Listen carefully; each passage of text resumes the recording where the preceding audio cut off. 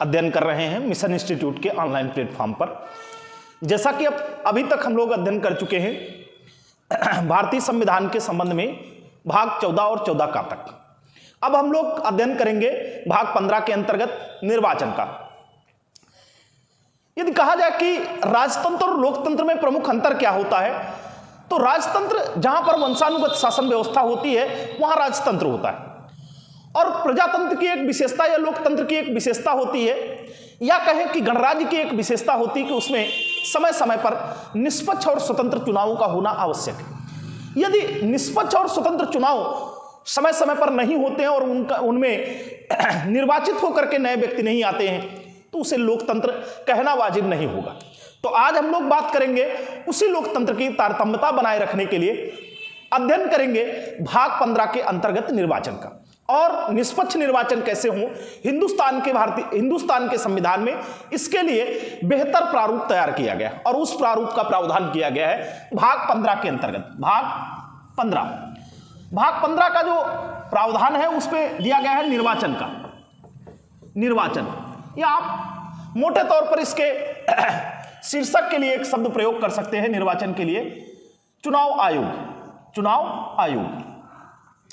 अब अगर इसकी बात करें हम लोग निर्वाचन या चुनाव आयोग के संबंध में क्या प्रावधान है, तो इस पर अगर देखेंगे तो भारतीय संविधान में आर्टिकल 324 से लेकर के 329 का तक में इसका उल्लेख किया गया। किसमें? पहली चीज ध्यान रखनी है कि निर्वाचन का उल्लेख किसमें है, भाग 15 में। भाग 15 का प्रावधान किसमें है? आर्टिकल 324 से लेकर के 329 का तक, 324 से लेकर के 329 का तक, और किसका प्रावधान है? निर्वाचन का। अब इस निर्वाचन की आवश्यकता क्यों है? तो निष्पक्षता या लोकतंत्र को बरकरार रखने के लिए चुनावों की आवश्यकता है, और इन चुनावों को संपादित कराने के लिए एक स्वतंत्र निर्वाचन आयोग होगा। इस संबंध में आर्टिकल 324 में प्रावधान किया गया। अब देखेंगे हिंदुस्तान में अधिकांश चुनावों की समयावधि जो नियत की गई वो आम चुनाव 5 वर्ष पर होते हैं। मध्यावधि चुनाव किसी कारण से अगर होते हैं तो वो मध्य में हो जाते हैं। अगर उपचुनावों की बात करें तो उपचुनाव या बाई इलेक्शन जो होते हैं, किसी स्थान पर किसी व्यक्ति विशेष या किसी सदस्य विशेष के मृत्यु, किसी तरीके से अपदस्थ या उस स्थान को रिक्त करने के कारण उस स्थान पर उपचुनाव होते हैं। तो इन तीनों प्रकार के चुनावों, आम चुनाव, मध्यावधि चुनाव और उपचुनाव संपादित कराने के लिए केंद्र सरकार ने एक निर्वाचन आयोग का गठन किया था। तो यहां पर हम लोग देखेंगे आर्टिकल 324 में क्या प्रावधान किया गया है। आर्टिकल 324 में कहा गया है कि निर्वाचनों के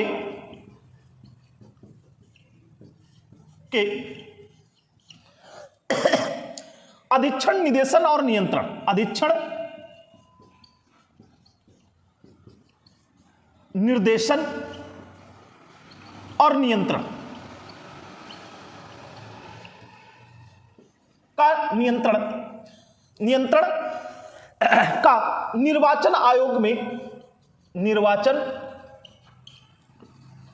में निहित होना या सम्मिलित होना, निहित होना, इस संबंध में यह प्रावधान किया गया। अब अगर हम लोग बात करें कि इस निर्वाचन आयोग की स्थापना कब की गई थी, केंद्रीय निर्वाचन आयोग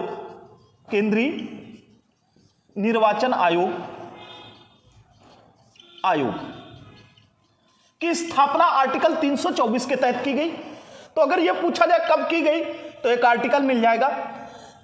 इसकी स्थापना 25 जनवरी 1950 में की गई थी, और 25 जनवरी 1950 में की गई, इसलिए 25 जनवरी को राष्ट्रीय मतदाता दिवस के रूप में मनाया जाता है। राष्ट्रीय मतदाता दिवस के रूप में मनाया जाता है। अब आपसे पूछा जा सकता है कि कब से मनाया जाता है, तो अगर इसकी बात करें कि कब से मनाया जाता है तो वर्ष 2011 से मनाया जाता है। वर्ष 2011 से 25 जनवरी को राष्ट्रीय मतदाता दिवस के रूप में मनाया जाता है। क्यों मनाया जाता है, अगर इस संबंध में बात करें कि क्यों मनाया जाता, तो इसी दिन 25 जनवरी 1950 को इसको याद करने का तरीका यह है कि भारतीय गणतंत्र के या भारतीय संविधान के लागू होने से एक दिन पूर्व, तो आप जैसे पढ़ते हैं 24 जनवरी 1950 को, 3 तिथियां, यहां पर अगर बैक में चले जाए हिस्टोरिकल बैकग्राउंड में, तो 24 जनवरी 1950, 25 जनवरी 1950 और 26 जनवरी 1950, ये 3 तिथियां हैं। 24 जनवरी को संविधान सभा की अंतिम बैठक हुई थी। 24 जनवरी 1950 को संविधान सभा की अंतिम बैठक होती और 25 जनवरी 1950 को राष्ट्रीय मतदाता दिवस है और 26 जनवरी 1950 को भारत में पहला गणतंत्र मनाया गया और भारत उसी दिन से गणतंत्र बना क्योंकि भारतीय संविधान पूर्णतः लागू कर दिया गया। तो अगर यहां पर इन 3 तिथियों की 24 जनवरी, 25 जनवरी और 26 जनवरी की बात आप यहां से ध्यान रख सकते हैं। अब हम लोग पुनः आ जाते हैं अपने टॉपिक पर। राष्ट्रीय मतदाता दिवस प्रत्येक वर्ष मनाया जाता है। होता क्या है, इस दिवस का एक थीम होगा जो आप आगामी एग्जामों में तैयारी करेंगे तो यहां पर ध्यान रखेंगे।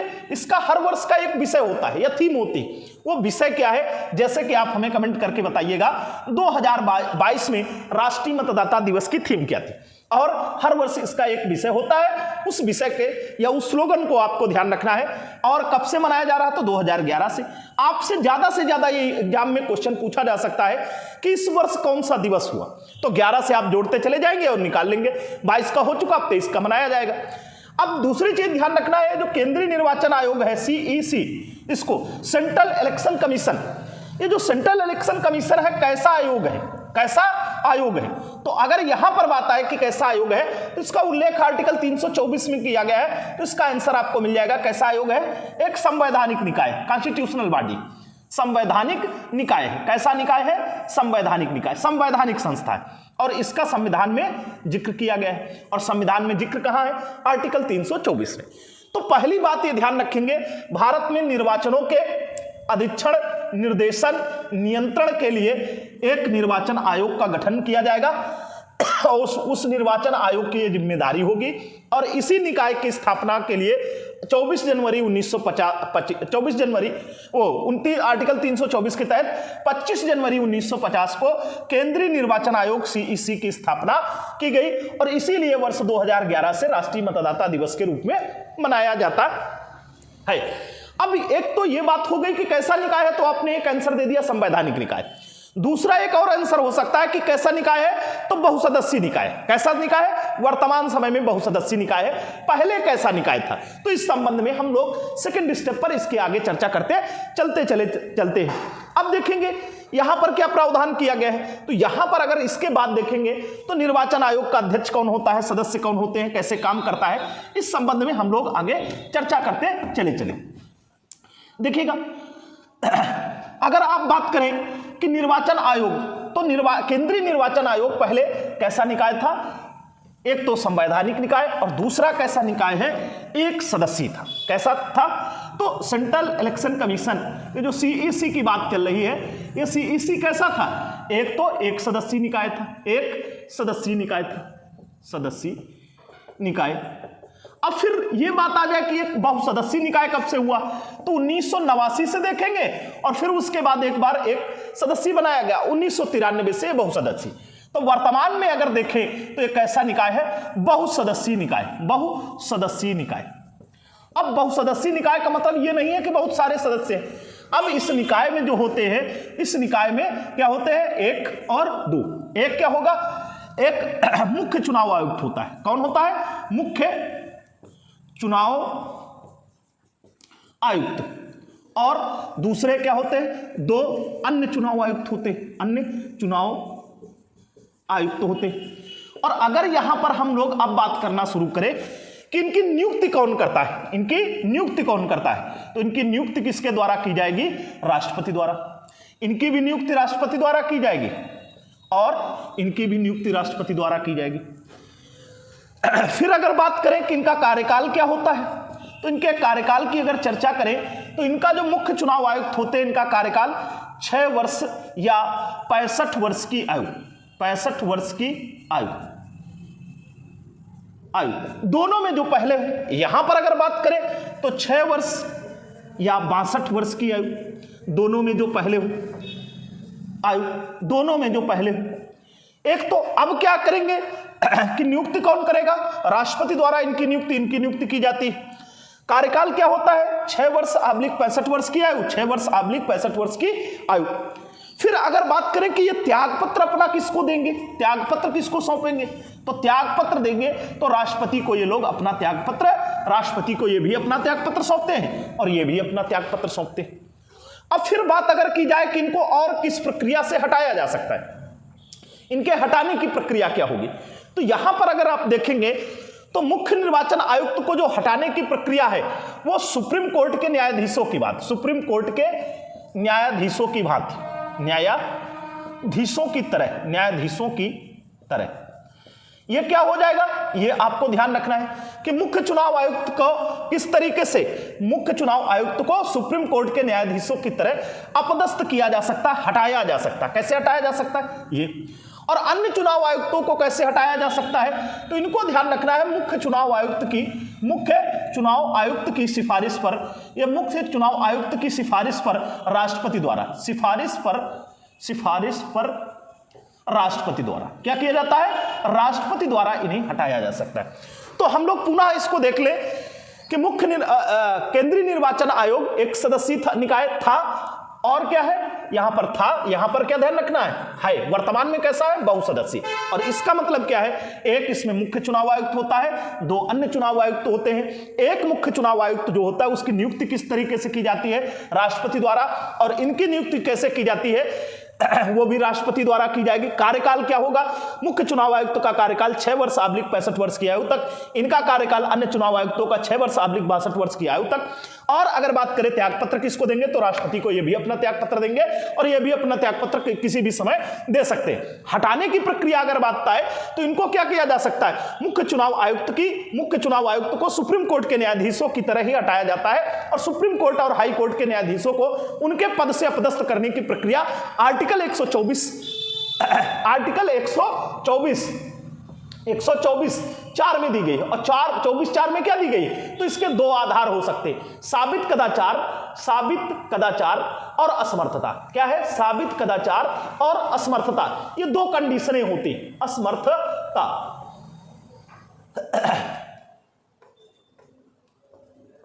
असमर्थता, ये दो शर्तें हैं, इन शर्तों के आधार पर हटाया जाता है सुप्रीम कोर्ट या हाई कोर्ट के न्यायाधीशों को। और सुप्रीम कोर्ट और हाई कोर्ट के न्यायाधीशों को जो हटाने की प्रक्रिया है, यह प्रक्रिया संसद के द्वारा संपादित होती है, ना कि किसी राज्य विधान मंडल द्वारा।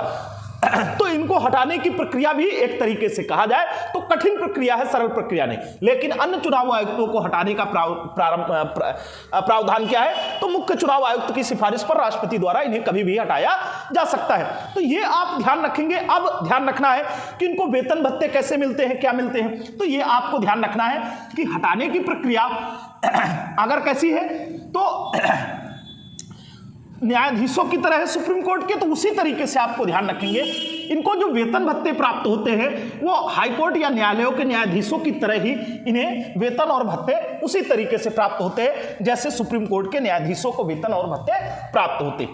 अब अगर हम लोग बात करें कि इसके बाद क्या प्रावधान किया जाए, तो इसके बाद अगर प्रावधान पे देखें तो निर्वाचन आयोग कैसा, एक ये हो गया कि कैसा निकाय है, तो एक प्रावधान हो गया संवैधानिक निकाय है। दूसरी बात हो गई हम लोगों की कि बहुसदस्यीय निकाय है। अब फिर क्या है, इस निकाय में कैसे कैसे सदस्य बनते, कैसे अध्यक्ष बनते, और इस निकाय की अगर बात करें केंद्रीय मुख्य निर्वाचन आयोग, ये सेंट्रल इलेक्शन कमीशन में क्या किया गया, पहला मुख्य निर्वाचन आयुक्त, पहला मुख्य निर्वाचन आयुक्त या प्रथम, तो प्रथम की अगर बात करें तो एक आपको आंसर बार बार मिल जाता है, सुकुमार सेन। कौन है, सुकुमार सेन जी, इसके पहले अध्यक्ष थे। कौन थे, पहले अध्यक्ष सुकुमार सेन थे। एक और प्रश्न बन सकता है, पहली महिला या प्रथम महिला कौन इसमें अध्यक्ष बनी, तो यहां पर ध्यान रखेंगे एक रमा देवी, ये क्या बनती है, ये मुख्य चुनाव आयुक्त बनती है, लेकिन इनकी एक विशेषता है, ये कैसी रहती है, कार्यवाहक। कैसी रहती है, कार्यवाहक, पूर्ण नहीं बन पाई। अब फिर क्या पूछा जाए, वर्तमान समय में कौन है, वर्तमान समय में कौन है, तो वर्तमान समय की अगर बात करें तो कौन है, राजीव कुमार। कौन है, राजीव कुमार जी। राजीव कुमार जी क्या है, वर्तमान समय में भारत के केंद्रीय मुख्य निर्वाचन आयुक्त है। अब अगर इसके बाद बात करें कि आयोग के कार्य और शक्तियां क्या है, आयोग के कार्य और शक्तियां क्या है, इसके आयोग के कार्य एवं शक्तियां, इनकी अगर हम लोग चर्चा करें तो इनका कार्य क्या है, तो एक तरीके से देखा जाए तो मुख्य काम क्या है, मुख्य काम क्या है? चुनाव कराना और चुनाव मैक्सिमम चुनाव इसी के द्वारा संपादित कराए जाते, चुनाव कराना। दूसरी क्या, एक पॉइंट ये हो गया, दूसरी क्या बात की जाए, अगर दूसरी बात पर चर्चा करें कि दूसरा काम क्या है, तो इन चुनावों को निष्पक्षपूर्ण रूप से कराना, निष्पक्षता, चुनावों की निष्पक्षता बरकरार रखना, क्योंकि अगर निष्पक्षता नहीं होगी तो चुनावों का होना कोई मतलब की बात नहीं। जैसा देखते हैं दुनिया में अधिकांश देशों में इस बात पर चर्चा होती रहती है कि चुनाव में धांधली हुई। अगर चुनाव निष्पक्ष तरीके से नहीं हुए हैं तो उन चुनावों का कोई तात्पर्य नहीं। तो चुनाव कराना और निष्पक्ष तरीके से चुनाव कराना। किसके चुनाव केंद्रीय निर्वाचन आयोग कराता है, तो अब ये आगे थोड़ा सा चर्चा करेंगे। क्या चर्चा करेंगे? कुछ प्रत्यक्ष कराता है और कुछ अप्रत्यक्ष कराता है। कौन से चुनाव प्रत्यक्ष होते हैं, कौन से अप्रत्यक्ष होते हैं, इसकी चर्चा हम लोग आगे करेंगे। कार्य एवं शक्तियों की बात करें तो यहां पर आपको ध्यान रखना है, नंबर 1 क्षेत्रों का परिसीमन करना। क्या करना? क्षेत्रों का परिसीमन करना। अब क्या है इसका मतलब परिसीमन करना, इसको अगर समझाया जाए, इसको कैसे समझ जाएंगे?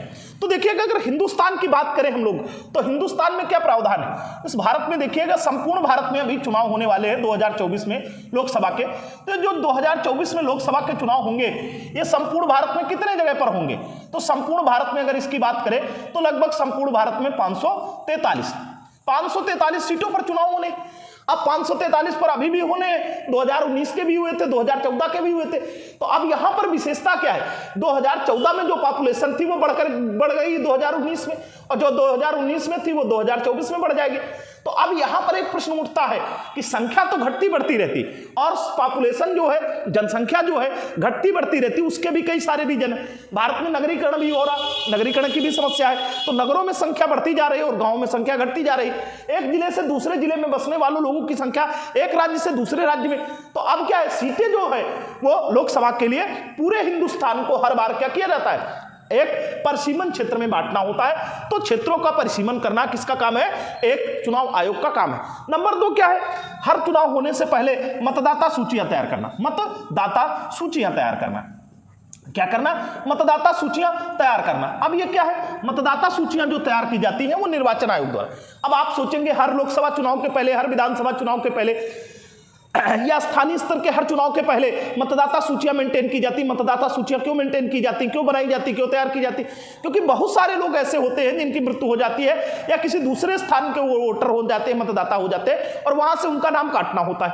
दूसरी चीज एक और विशेषता होती है, मतलब कुछ लोगों को वोटर लिस्ट से हटाना होता है और कुछ नए लोगों को जोड़ना होता है। जुड़ने वाले की संख्या ज्यादा है क्योंकि भारत युवा लोकतंत्र है, युवाओं की संख्या बढ़ती जा रही है। तो जो भी बच्चे 18 या उससे अधिक आयु के हो जाते हैं उन्हें क्या किया जाता है, उन्हें वोटर लिस्ट में शामिल करना होता है। तो ये बात ध्यान रखेंगे, मतदाता सूचियां तैयार करना। फिर अगर बात करें तो राजनीतिक दलों को मान्यता प्रदान करना। राजनीतिक दलों को मान्यता प्रदान करना। अब राजनीतिक दलों को मान्यता प्रदान करना देखेंगे अगर इस पर हम लोग डिस्कस करें तो अभी आगे चल करके भी इस पर डिस्कस करेंगे।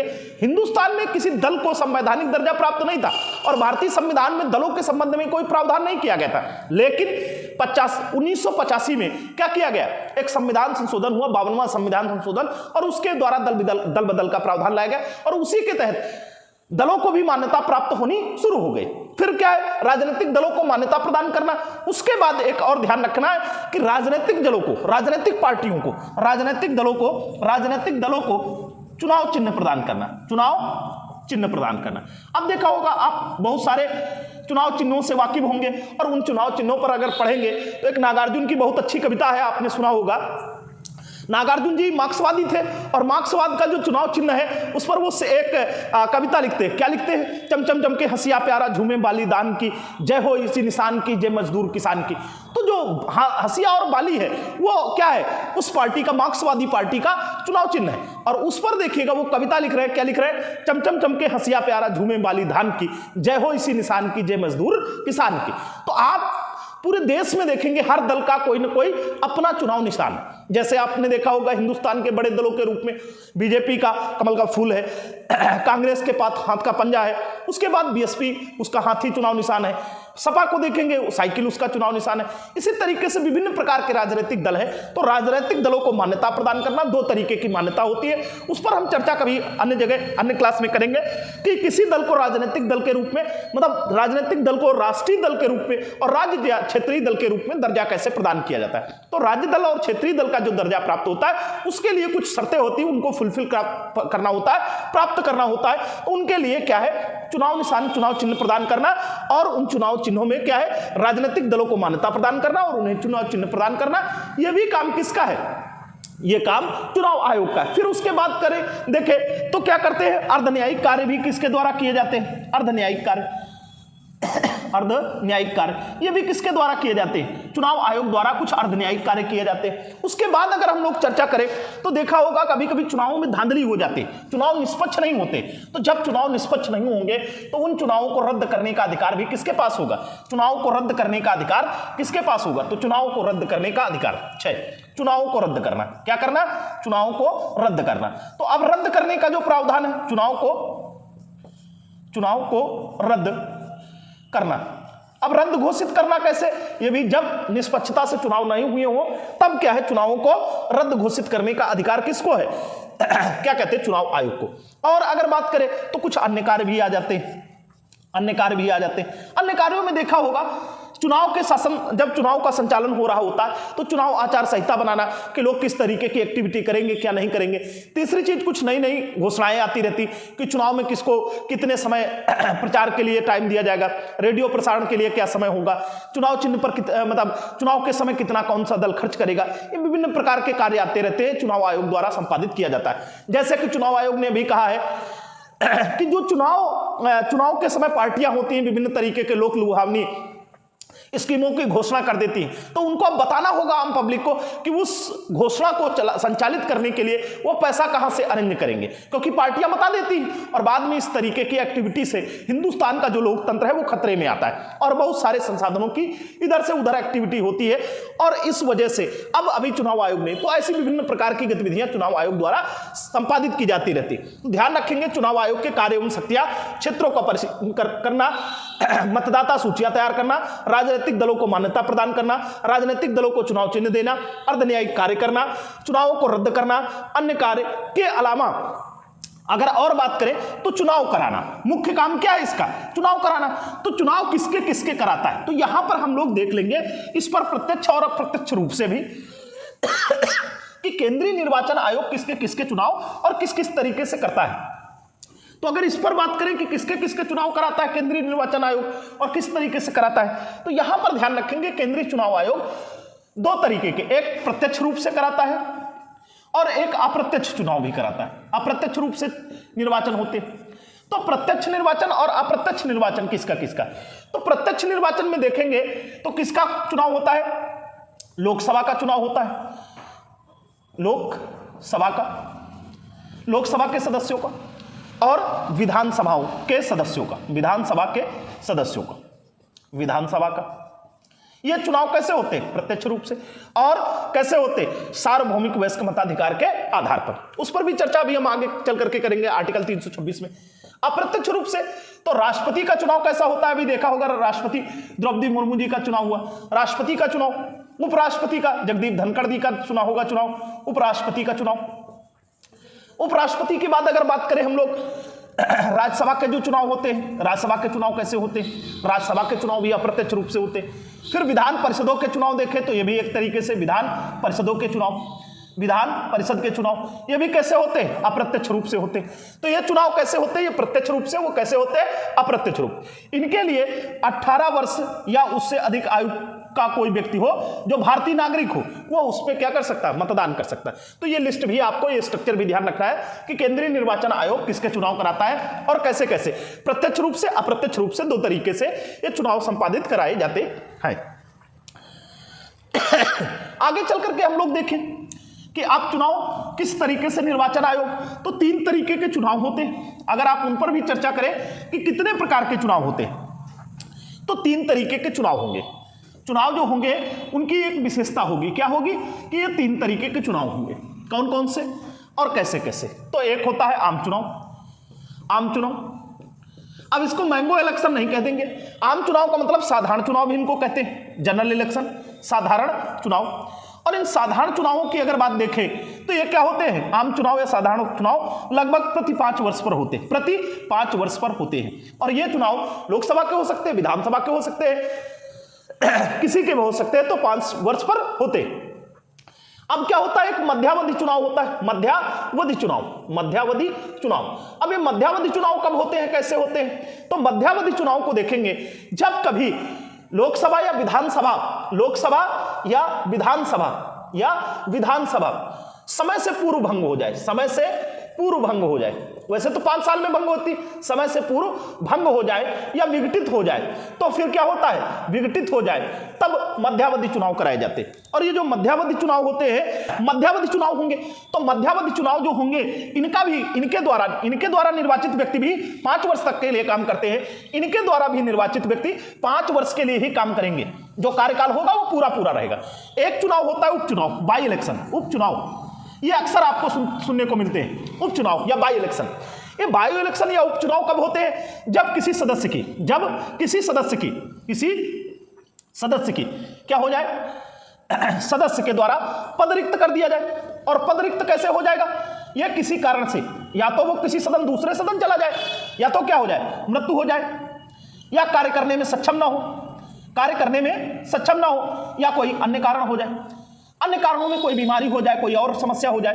तो इस तरीके से अगर कोई समस्या आती है तो इस तरीके से पद रिक्त हो जाता है, और पद जब रिक्त हो जाएगा तो उस सदस्य के स्थान पर दूसरे सदस्य का निर्वाचन होगा, उसे उपचुनाव कहेंगे। और यह शेष कार्यकाल के लिए काम करता है, यह जरूर आप बात ध्यान रखेंगे, किसके लिए, शेष कार्यकाल के लिए काम करता है, ना कि 5 वर्षों के लिए। तो चुनाव 3 तरीके के, आम चुनाव, मध्यावधि चुनाव और उपचुनाव, ये 3 तरीके के चुनाव आपको ध्यान रखने हैं। 3 तरीके के निर्वाचन चुनाव आयोग द्वारा या निर्वाचन आयोग द्वारा संपादित कराए जाते हैं। अब उसके बाद अगर और बात करें हम लोग कि निर्वाचन आयोग की स्थिति क्या है, तो निर्वाचन आयोग की स्वतंत्रता संबंधी प्रावधान पर बात करें तो केंद्रीय निर्वाचन आयोग एक स्वतंत्र संवैधानिक निकाय है। कैसा, स्वतंत्र एवं संवैधानिक निकाय।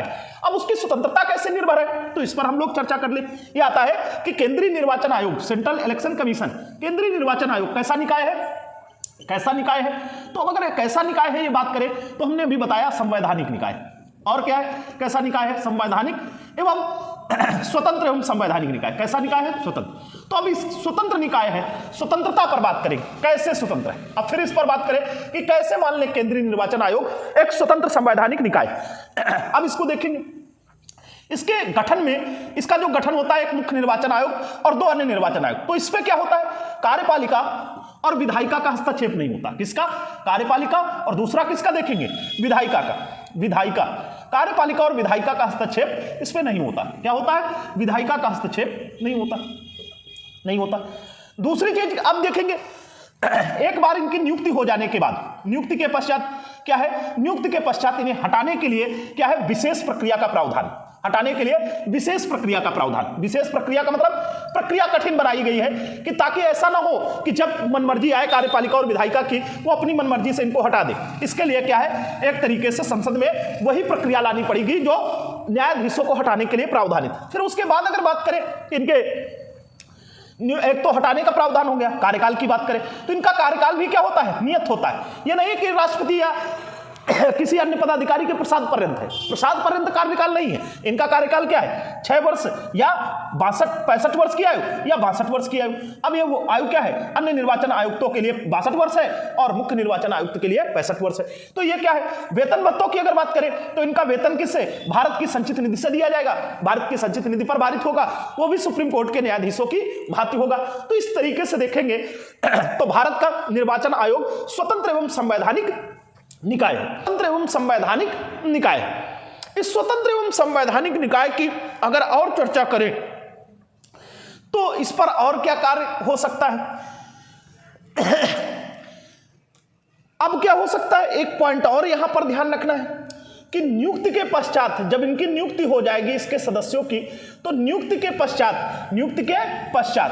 क्या किया जा सकता है, नियुक्ति के पश्चात कोई अलाभकारी परिवर्तन नहीं किया जाएगा। अलाभकारी परिवर्तन नहीं किया जाएगा। अलाभकारी परिवर्तन का मतलब होता है कि उनके वेतन भत्तों में घटोतरी नहीं की जाएगी, कि उनका वेतन कटौती कर लिया जाएगा, वेतन काट लिया जाएगा, भत्तों में कमी कर दी जाएगी। क्योंकि ये भी एक तरीके का प्रेशर होता है, दबाव होता है कि वेतन भत्ते काट करके उन पर प्रेशराइज किया जा सकता है, उनको किसी कार्य के लिए, डिसीजन के लिए, उनके योजनाओं को बदलने के लिए या चुनाव में धांधली करने के लिए। तो इनके अलाभकारी पदों में मतलब इनकी एक बार नियुक्ति के पश्चात उनके वेतन भत्तों आदि में कोई अलाभकारी परिवर्तन नहीं होता। तो यह ध्यान रखेंगे, केंद्रीय निर्वाचन आयोग एक स्वतंत्र एवं संवैधानिक निकाय है और जिसकी स्वतंत्रता के लिए पैमाना दिया गया है कि एक स्वतंत्र संवैधानिक निकाय। अब हम लोग अगर बात करें कि अधिसूचना कैसे जारी होती है चुनाव की, तो चुनाव के लिए अगर अधिसूचना देखेंगे तो चुनाव की अधिसूचना जो होती है वो केंद्र स्तर पर राष्ट्रपति द्वारा जारी की जाती है और राज्य स्तर पर अगर देखें तो राज्य स्तर पर राज्यपाल द्वारा जारी की जाती है। जैसे अधिसूचना, ये अधिसूचना किसके द्वारा जारी की जाएगी, तो अधिसूचना का यहां पर ध्यान रखेंगे, लोकसभा और राज्यसभा के संबंध में लोकसभा और राज्यसभा के लिए अधिसूचना राष्ट्रपति द्वारा जारी की जाती है।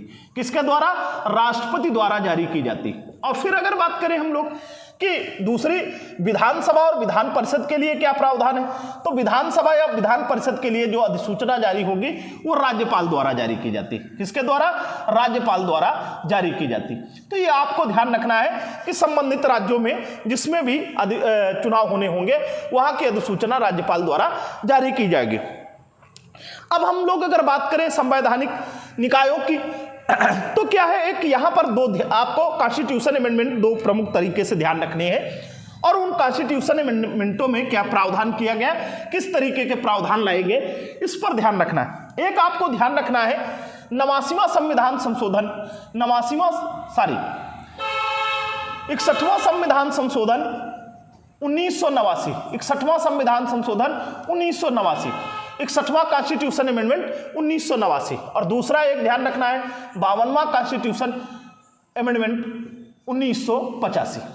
ये दो कॉन्स्टिट्यूशन अमेंडमेंट ध्यान रखने। इस कॉन्स्टिट्यूशन अमेंडमेंट में क्या किया गया, तो मताधिकार की आयु, जो मताधिकार की आयु, और यह कैसा मताधिकार, तो सार्वभौमिक वयस्क मताधिकार, सार्वभौमिक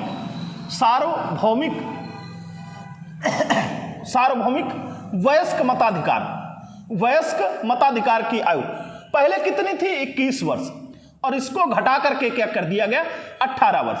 अब कितनी है मिनिमम आयु, न्यूनतम आयु मताधिकार के लिए, मैक्सिमम आयु का कोई कॉन्सेप्ट नहीं है। मिनिमम आयु मतदाता बनने के लिए कितनी है, 18 वर्ष। तो 61वां संविधान संशोधन 1989, अगर यहां पर पूछा जाए कि ये किसके सद प्रयासों से हुआ था, तो राजीव गांधी की सरकार रहती है, राजीव गांधी के सद प्रयासों से, राजीव गांधी के सद प्रयासों से, गांधी के सद प्रयासों से यह प्रावधान किया गया, प्रयासों से यह प्रावधान किया गया कि 21 वर्ष की मताधिकार की आयु को घटा करके 18 वर्ष कर दिया गया। अब एक समस्या और आ रही थी दल बदल की, तो दल बदल निषेध कानून क्या किया गया, एक दल बदल निषेध कानून बनाया गया। दल बदल निषेध कानून।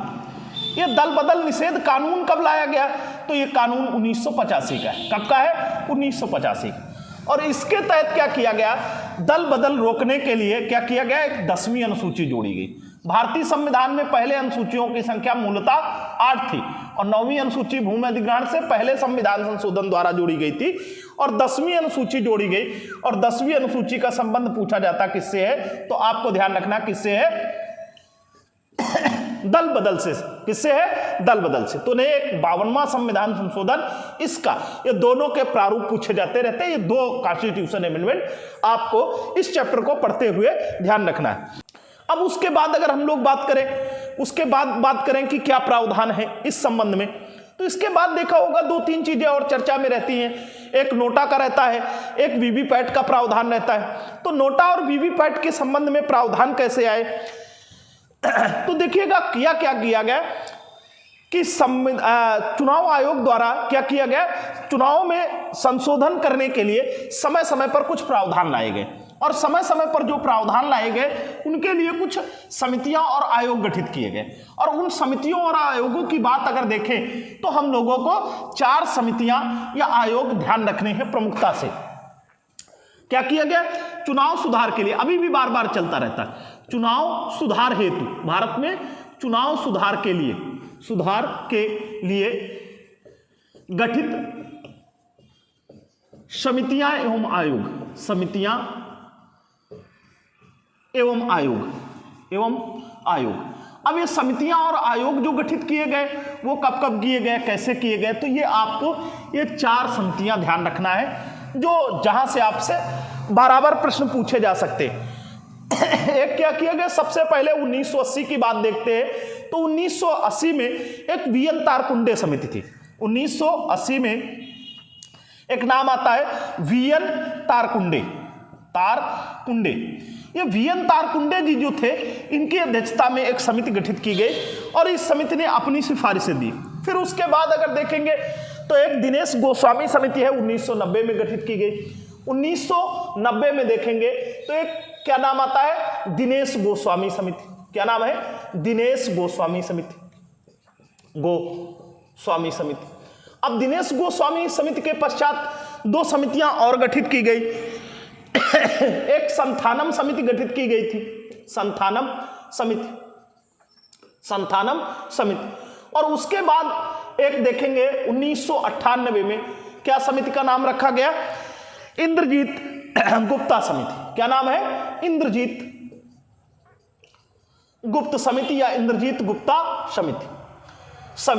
ये 4 समितियां समय समय पर गठित की गई और इन 4 समितियों में देखेंगे वीएन तारकुंडे समिति की सिफारिशें सबसे ज्यादा मानी गई। जैसे इसी समिति ने एक सिफारिश की थी, इस समिति की सिफारिशें क्या थी इसकी, तो पहले इसकी सिफारिश पर यही ध्यान रखना है, सिफारिश पर नंबर 1 इसने कहा मताधिकार की जो आयु है वो 21 वर्ष से घटा करके 18 वर्ष कर दी जाए। कितना, 21 वर्ष से घटा करके 18 वर्ष कर दी जाए। दूसरा इसने कहा कि जो केंद्रीय निर्वाचन आयोग है इसको क्या बना दिया जाए, इसको बहुसदस्यीय निकाय बना दिया जाए। क्या बना दिया जाए, बहुसदस्यीय निकाय बना दिया जाए।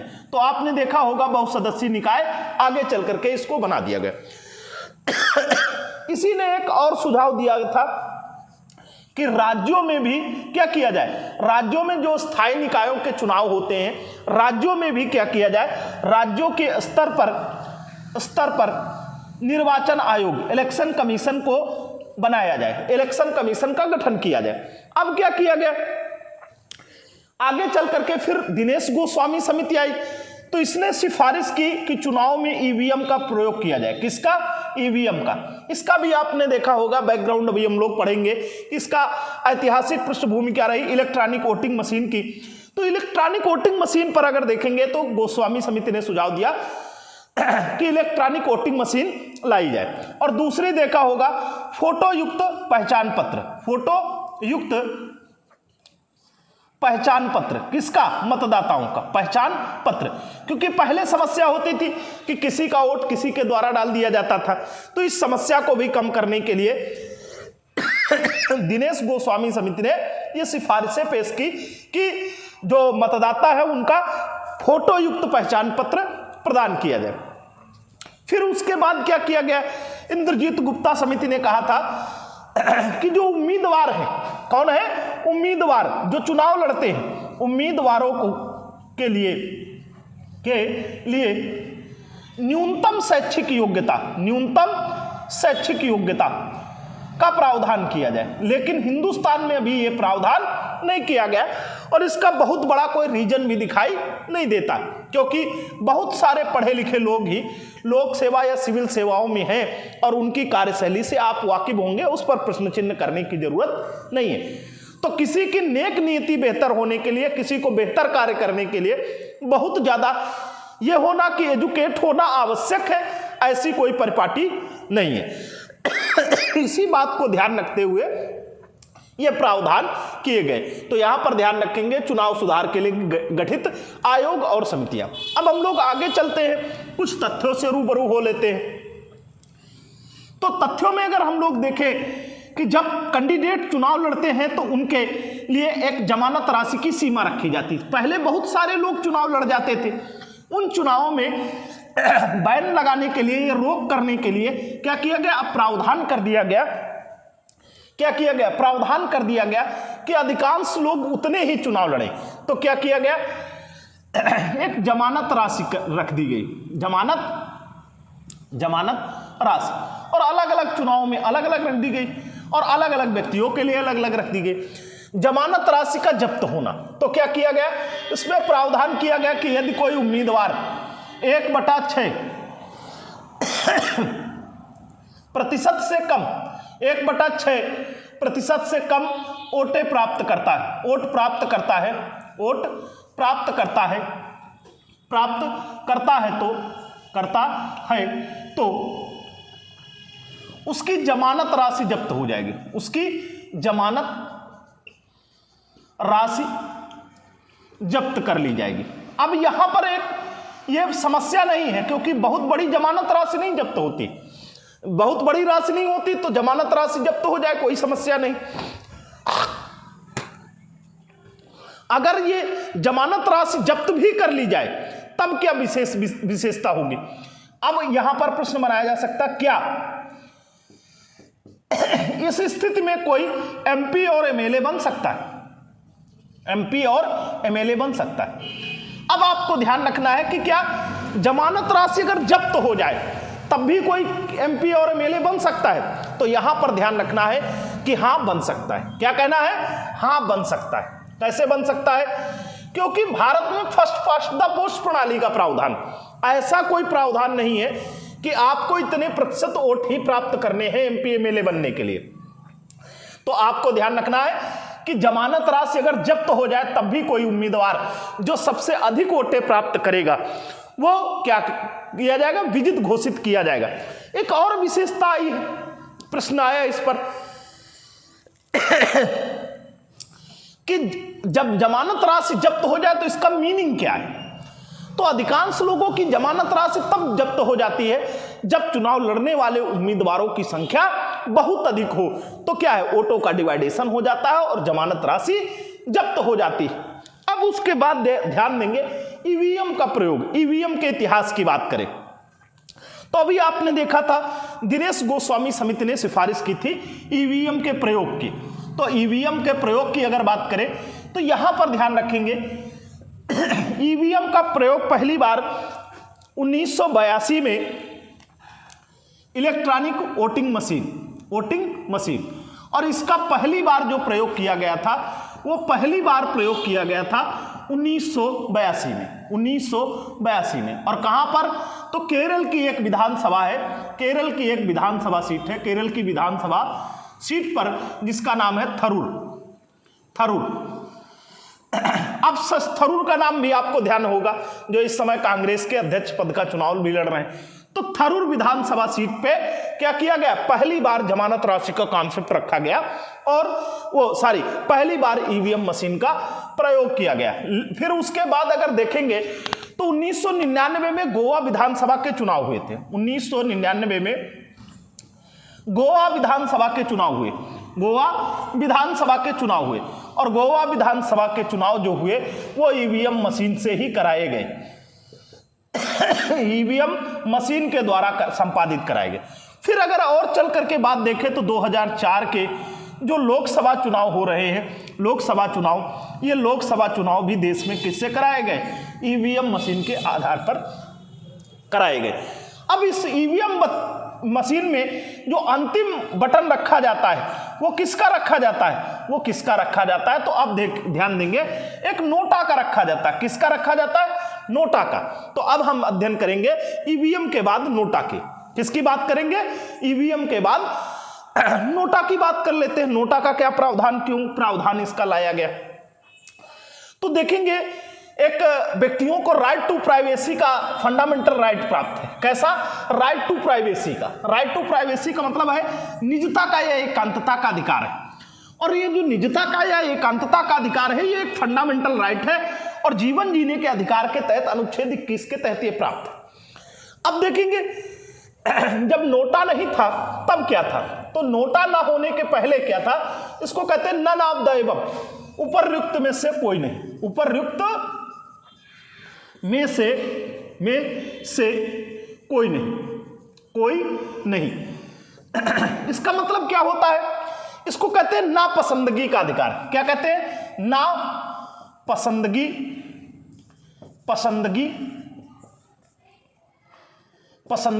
का अधिकार। अब ये नापसंदगी का अधिकार क्या होता है, तो देखिएगा पहले क्या होता था जैसे किसी व्यक्ति को ये 4 कैंडिडेट ए, बी और सी और डी, ये 4 व्यक्ति चुनाव में खड़े हुए हैं और चारों व्यक्तियों को कोई व्यक्ति वोट देना नहीं चाहता क्योंकि चारों उम्मीदवार उसकी नजर में अच्छे नहीं हैं। तो वो जब चारों व्यक्तियों को वोट नहीं देना चाहता था तो एक फॉर्म भरना होता था उसे 49O, और 49O जब वो मतदाता केंद्र पर फॉर्म मांगता था तो इससे सभी मतदाताओं के जो प्रतिनिधि बैठे होते थे उन्हें पता चल जाता था कि ये व्यक्ति किसी को वोट देने वाला नहीं है। तो हर दल उसे क्या है, एक दूसरे नजरिए से देखता था। और दूसरी समस्या क्या थी, इससे राइट टू प्राइवेसी, एकांतता का अधिकार या निजता का अधिकार होता था। इस पर क्या किया गया, PUCL द्वारा एक याचिका दायर की गई और उस याचिका के परिणाम में जवाब आया किसका, नोटा का। तो अंतिम बटन किसका होता है, नोटा का, नन ऑफ द एवं उपयुक्त में से कोई नहीं। अब क्या है, अगर ऐसे उम्मीदवारों की, अब क्या है, ओटा पर बहुत सारी वोटिंग भी, नोटा पर बहुत सारी वोटिंग भी होती है। तो ओटा पर जब बहुत सारी वोटिंग हो जाएगी तो क्या उस व्यक्ति की जो उम्मीदवार खड़े हैं वो चुनाव लड़ पाएंगे। तो अब क्या है, उनको नापसंद किया गया है। तो पार्टियां जब इसके प्रावधान के आ जाने से पार्टियां भी प्रयास करेंगी कि वो अच्छे छवि के व्यक्तियों को चुनाव में लाएं। तो पार्टियों से कहना नहीं पड़ेगा कि योग्य और अच्छे उम्मीदवारों को उतारे, वो अपने आप उनको लाना पड़ेगा, वरना लोगों के पास एक हथियार हो गया किसका, नोटा का। हाँ, इसके आधार पर चुनाव अभी रद्द नहीं किए जाते हैं, लेकिन भविष्य में चुनाव आयोग कुछ और भी प्रावधान कर सकता है। नोटा का जो चुनाव निशान बनाया गया है नोटा का, वो एक ब्लैक बॉक्स में क्रॉस निशान है। क्या है, ब्लैक बॉक्स में क्रॉस निशान। इसे डिजाइन किसने किया, नोटा का जो चिन्ह है वो ऐसा है, और इस चिन्ह को डिजाइन किसके द्वारा किया गया है, तो डिजाइन किया गया है NID अहमदाबाद द्वारा। किसके द्वारा, NID अहमदाबाद द्वारा, नेशनल डिजाइनिंग इंस्टीट्यूट अहमदाबाद द्वारा इसे बनाया गया था। किसे, नोटा को। अब ध्यान रखेंगे, नोटा के साथ साथ अब लोगों के अंदर एक और भय व्याप्त हुआ, मतदाताओं के अंदर, जिसकी चर्चा 2013 और 14 के पास बहुत ज्यादा हुई।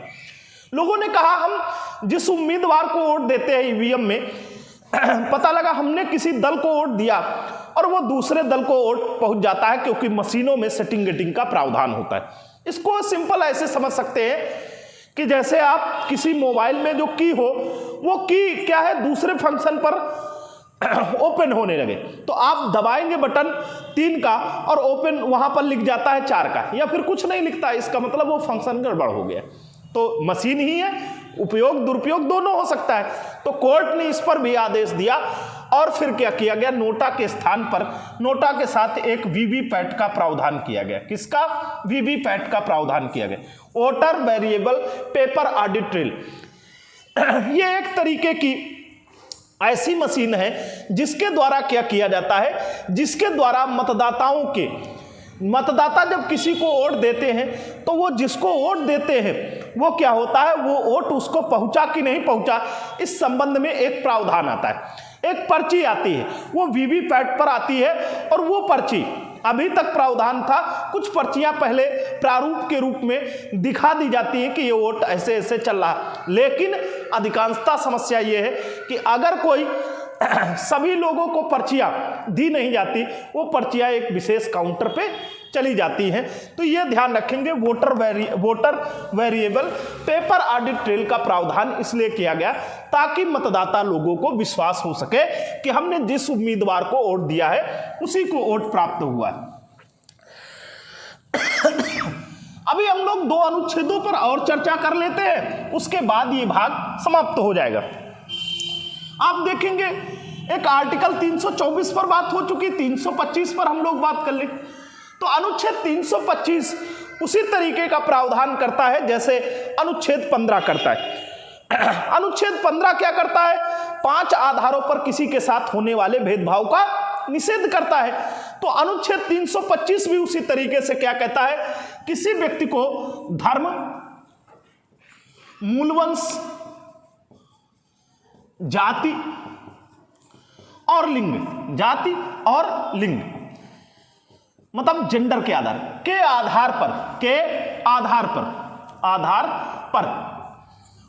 पर वोटर लिस्ट या मतदाता सूची में नाम रखने से मना नहीं किया जाएगा। नाम शामिल किए